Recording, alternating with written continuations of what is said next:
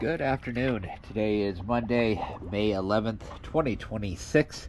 I am here at Marsh Landing, and this is the Unnamed Pontoon at slip 15. This is the water line.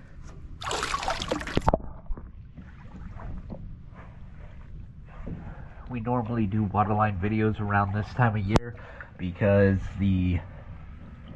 this is usually when the growth gets so bad that you will definitely see the water line changing within about a week to 2 weeks. And especially with how the paint condition is currently in, you will definitely be seeing that a lot sooner.